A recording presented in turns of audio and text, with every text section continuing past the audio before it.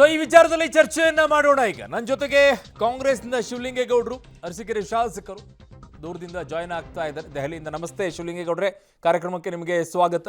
ನನ್ನ ಸ್ಟುಡಿಯೋದಲ್ಲಿ ಬಿಜೆಪಿಯಿಂದ ನವೀನ್ ಅವರಿದ್ದಾರೆ, ವಿಧಾನ ಪರಿಷತ್ನ ಸದಸ್ಯರು. ನಮಸ್ತೆ, ಕಾರ್ಯಕ್ರಮಕ್ಕೆ ಸ್ವಾಗತ. ಜೆಡಿಎಸ್ ನಿಂದ ಅಶ್ವಿನ್ ಕುಮಾರ್ ಅವರಿದ್ದಾರೆ, ವಕ್ತಾರರು. ನಮಸ್ತೆ, ಕಾರ್ಯಕ್ರಮಕ್ಕೆ ಸ್ವಾಗತ. ಮಾನ್ಯ ನವೀನ್ ಅವರೇ, ಇವತ್ತು ರಾಜ್ಯ ಸರ್ಕಾರವೇ ಹೋಗಿ ದೆಹಲಿಯಲ್ಲಿ ನಿಮಗೆ ಕಿವಿ ಕೇಳಿಸ್ತಾ ಇಲ್ಲ, ಹಾಗಾಗಿ ಇಲ್ಲೇ ಬಂದು ಹೇಳ್ತಾ ಇದ್ದೀವಿ. ಈಗಲಾದ್ರೂ ಕೇಳಿಸ್ಕೊಳ್ಳಿಲ್ವಾ ನವೀನ್ ಅವರು? ಬಹುಶಃ ಒಂದು ರಾಜ್ಯದ ಮುಖ್ಯಮಂತ್ರಿ ಈ ಥರ ಪಲಾಯನವಾದವನ್ನು ಮಾಡಿ, ಯಾವುದು ಪಲಾಯನವಾದ?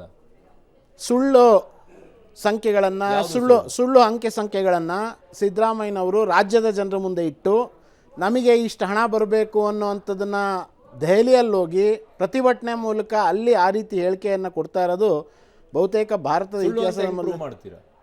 ಅವ್ರು ಹೇಳಿರೋಂಥದ್ರಲ್ಲೇ ಸತ್ಯಾಂಶ ಯಾವುದೂ ಇಲ್ಲಲ್ಲ. ನೀವು ಹೇಳಿದ ತಕ್ಷಣ ಸುಳ್ಳು ಅಂತ ಹೆಂಗ್ ಅನ್ಕೊಳಕ್ಕಾಗ? ಮಾನ್ಯ ಸಿದ್ದರಾಮಯ್ಯನವರ ನವೀನ್ ಸರ್, ಅವರು ಕೊಟ್ಟಿರುವಂತ ನಂಬರ್ಸ್ಗಳು ಸುಳ್ಳು ಅನ್ನೋದಾದ್ರೆ ನೀವು ದಾಖಲೆ ಇಡಿ. ರಾಜ್ಯಕ್ಕೆ ಯಾವ್ಯಾವ್ದಕ್ಕೆ ಕೊಟ್ಟಿದ್ದೀವಿ, ಎಷ್ಟು ಬಂದಿದೆ ಕೇಂದ್ರದಿಂದ ಕೊಡಿ ಡಾಟಾ. ಅವರಿಗೆ ಶ್ವೇತಪತ್ರ ಹೊರಡಿಸಿ ಅಂತೇಳಿ ಮುಖ್ಯಮಂತ್ರಿಗಳು ಹೇಳ್ತಿರಲ್ವಾ, ನೀವು ಇಡೀ ಡಾಟಾವನ್ನ. ಅರುಣ್ ಅವರೇ, ಸಿದ್ದರಾಮಯ್ಯನವ್ರಿಗೆ ಕಳೆದ 3 ತಿಂಗಳು ಏನು ಬೆಳಗಾವಿ ಅಧಿವೇಶನದಿಂದನೂ ಕೂಡ ನಾವು ಪ್ರತಿ ಸಾರಿ ಕೇಳಿರೋ ಅಂಥದ್ದು, ಸದನದಲ್ಲಿ ಮಾನ್ಯ ಮುಖ್ಯಮಂತ್ರಿಗಳೇ ತಾವು ಮಾತನಾಡೋದಕ್ಕಿಂತ ಹೆಚ್ಚಿನದಾಗೆ ದಯವಿಟ್ಟು ನೀವೇನನ್ನು ಹೇಳ್ತಾ ಇದ್ದೀರಾ ಸದನದ ಮುಂದೆ ಅದಕ್ಕೆ ನೀವು ಸರಿಯಾದ ರೀತಿಯಲ್ಲಿ ದಾಖಲೆಗಳ ಸಮೇತ ಕೊಡಿ ಅಂತ ಕೇಳಿದ್ದೀವಿ. ಆದರೆ ಸಿದ್ದರಾಮಯ್ಯನವರು ಕೇವಲ ಮಾಧ್ಯಮಗಳ ಮುಂದೆ ಬಂದು ಮಾತಾಡ್ತಾ ಇದ್ದಾರೆ, ಮೈಕ್ ಹಿಡ್ಕೊಂಡು ಜನರ ಮುಂದೆ ಮಾತಾಡ್ತಾ ಇದ್ದಾರೆ ಬಿಟ್ಟರೆ ನಮಗೆ ಇಷ್ಟಿಷ್ಟು ಹಣ ಇಂತಿಂಥ ವರ್ಷ ಬರಬೇಕಾಗಿದೆ ಅನ್ನೋವಂಥ ಸ್ಪಷ್ಟತೆ ಎಲ್ಲೂ ಕೊಟ್ಟಿಲ್ಲ.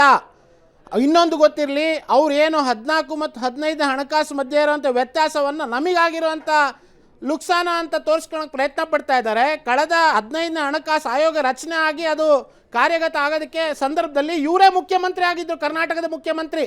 ಒಂದು ಮೀಟಿಂಗಿಗೆ ಹೋಗಲಿಲ್ಲ ಸಿದ್ದರಾಮಯ್ಯನವರು, ಒಂದು ನೀತಿ ಆಯೋಗದ ಮೀಟಿಂಗ್ ಹೋಗಲಿಲ್ಲ, ಒಂದು GST ಕೌನ್ಸಿಲ್ ಮೀಟಿಂಗ್ ಹೋಗಲಿಲ್ಲ.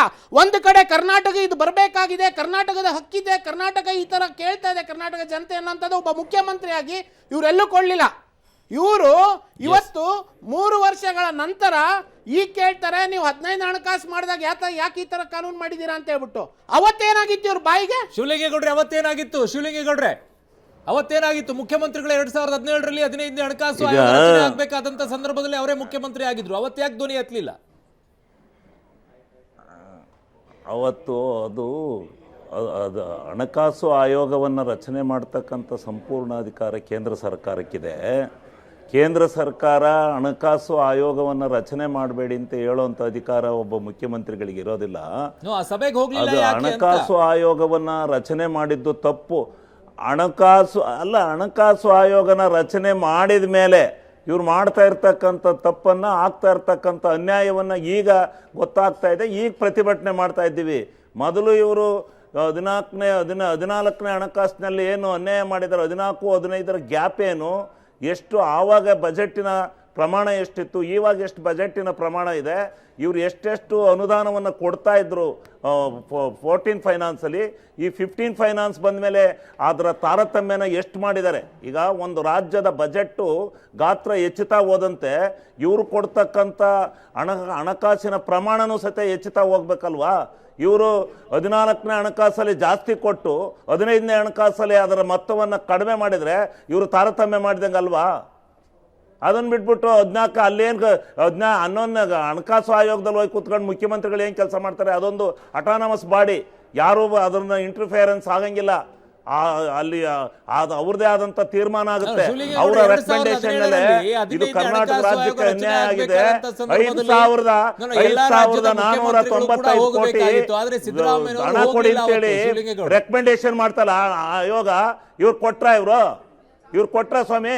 ಎಷ್ಟು ಸಾರಿ ವಿಧಾನಸಭೆಯಲ್ಲಿ ಚರ್ಚೆ ಆಯಿತು, ಎಷ್ಟು ಸಾರಿ ಕೇಂದ್ರ ಸರ್ಕಾರಕ್ಕೆ ಚೀಮಾರಿ ಹಾಕಿದೆ, ಎಷ್ಟು ಸಾರಿ ಮುಖ್ಯಮಂತ್ರಿಗಳು ಮಾತನಾಡಿದರೆ. ಇವರು ವಿರೋಧ ಪಕ್ಷದ ನಾಯಕರಾಗಿದ್ದಾಗ, ಇವತ್ತಿನ ಸಿದ್ದರಾಮಯ್ಯನವರು ಅವತ್ತು ವಿರೋಧ ಪಕ್ಷದ ನಾಯಕರಾಗಿದ್ದರು, ಅವ್ರು ಎಷ್ಟು ಕಠಿಣವಾಗಿ ಹೇಳಿದ್ದಾರೆ. ಆ ದುಡ್ಡನ್ನು ಎಲ್ಲಿ ಇದೇ ನಿರ್ಮಲಾ ಸೀತಾರಾಮನ್ ಅವರು ರೆಕಮೆಂಡೇಶನ್ ಕೊಟ್ಟು ಕೊನೆಗಳಿಗೆನಲ್ಲಿ ಪಲಾಯನವಾದ ಮಾಡಿ ಆ ದುಡ್ಡನ್ನು ಕೊಡ್ಲಿಲ್ವಲ್ಲ, ಆ ಗ್ಯಾಪನ್ನೇ ಕೇಳ್ತಾ ಇರೋದು.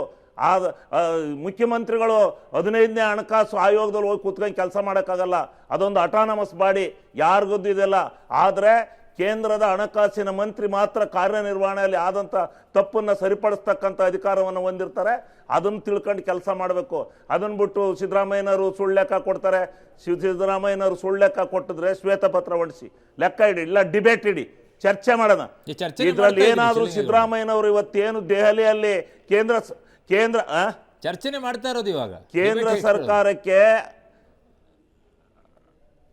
ಡಿಬೇಟು ಕೇಂದ್ರ ಸರ್ಕಾರಕ್ಕೆ ಕೊಡಬೇಕಾದಂಥ ಕೇಂದ್ರ ಸರ್ಕಾರದಿಂದ ಏನೇನು ಯಾವ್ಯಾವ ಬಾಬತ್ನಲ್ಲಿ ಎಷ್ಟೆಷ್ಟು ಅನ್ಯಾಯ ಆಗಿದೆ ಅಂತಕ್ಕಂಥ ನಿರ್ಣಯವನ್ನು ಇವತ್ತು ಇಲ್ಲಿ ವಿಧಾನಸೌಧ ಜಂತರ್ ಮಂತರ್ನಲ್ಲಿ ನಿಂತು ರಾಜಾರೋಷವಾಗಿ ಪಬ್ಲಿಕ್ ದಾಖಲೆ ಮುಖಾಂತರ ಇವತ್ತು ಎಲ್ಲವನ್ನ ಬಿತ್ತರಿಸಿದ್ದಾರೆ.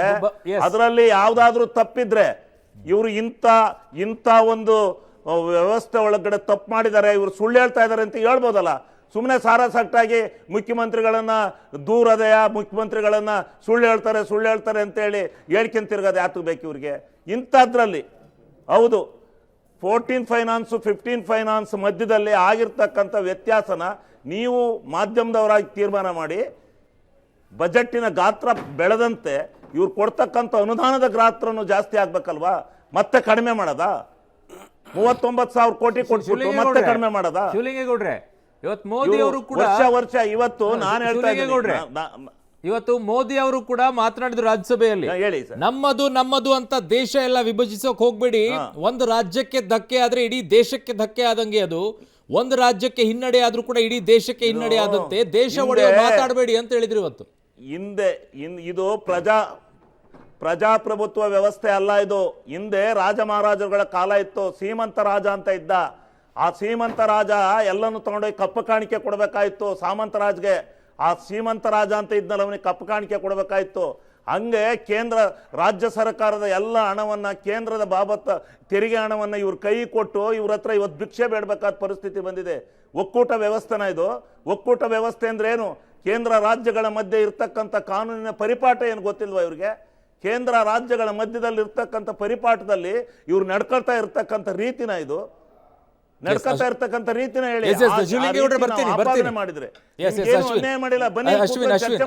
ಈ ಫೈಟ್ ಅನ್ನು ಜೆಡಿಎಸ್ ಹೇಗೆ ನೋಡ್ತಾ ಇದೆ ಸರ್? JDS ತುಂಬಾ ಕ್ಲಿಯರ್ ಆಗಿ ಕುಮಾರಣ್ಣ ಅವರು ಒಂದು ಮಾತು ಹೇಳಿದ್ದಾರೆ.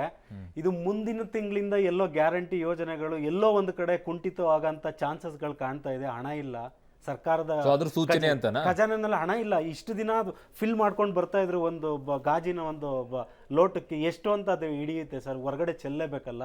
ಆ ಒಂದು ಪರಿಸ್ಥಿತಿಗೆ ಇವತ್ತಿನ ಕಾಂಗ್ರೆಸ್ ಸರ್ಕಾರ ಬಂದಿದೆ. ಇಷ್ಟೇ ನೋಡಿ, ಒಕ್ಕೂಟ ವ್ಯವಸ್ಥೆ ಬರೀ ಬಾಯಿ ಮಾತಿಗೆ ನಮ್ಮ ಜನಪ್ರತಿನಿಧಿಗಳು ಎಲ್ಲೋ ಒಂದು ಕಡೆ ಮಾತಾಡ್ತಾರೆ. ಪದೇ ಪದೇ ದೇಶದ ಬಗ್ಗೆ ಮಾತಾಡೋದಾಗ್ಲಿ, ದೇಶ ಒಂದು ನಾವು ಪದೇ ನಾವು ಕೆಣಕಬಾರ್ದು ಸರ್. ನಾವು ದೇಶ ಒಕ್ಕೂಟದ ವ್ಯವಸ್ಥೆನಲ್ಲಿ ಇದ್ದೇವೆ ಅಂದಾಗ ನಾವು ಭಾರತೀಯ ಕೇಳಲೇಬಾರ್ದ. ಇದು ಪಾಯಿಂಟ್. ನಾನು ಬರ್ತೀನಿ ಸರ್, ಅನ್ಯಾಯ ಏನಿದೆ ಅಂತ. ಸರ್ ಇಲ್ಲಿ ಕೇಂದ್ರ ದುಡ್ಡು ತಗೊಂಡು ಏನ್ ಮಾಡ್ತಿದೆ ಅಂದಾಗ ಕೇಂದ್ರದಕ್ಕೆ ಅದಕ್ಕೆ ಆದಂಥ ಒಂದು ಕೆಲಸಗಳಿರುತ್ತೆ. ಉದಾಹರಣೆಗೆ ಒಂದು 4,000 to 5,000 ಕಿಲೋಮೀಟರ್ ಒಂದು ಗಡಿ ಮಯನ್ಮಾರ್ಗೆ ಒಂದು ದೊಡ್ಡ ಒಂದು ಯೋಜನೆ ಹಾಕೊಂಡಿದೆ ಅಂದಾಗ ಅದು ನಮ್ಮ ದೇಶಕ್ಕೆ ಒಂದು ಹೆಮ್ಮೆ ಪಡೋಂಥ ವಿಚಾರವಾಗಿರುತ್ತೆ. ಅದು ಯಾವುದೇ ಸರ್ಕಾರ ಇರಲಿ ಮಾಡ್ತಿದೆ ಅಂದಾಗ ಅದ್ರ ಬಗ್ಗೆ ಯಾರು ಅಬ್ಜೆಕ್ಷನ್ ಎತ್ತಾ ಇಲ್ಲ.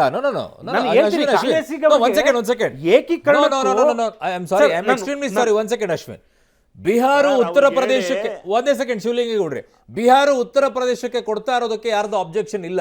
ಹಿಂದುಳಿದಿರುವಂತಹ ರಾಜ್ಯ ಇದೆ, ಕೊಡ್ಲಿ ಅಂತ ಹೇಳ್ತಾರೆ. ಯಾರು ಕೂಡ ಕಾಂಗ್ರೆಸ್ನವರು ಅಬ್ಜೆಕ್ಷನ್ ಎತ್ತಿಲ್ಲ.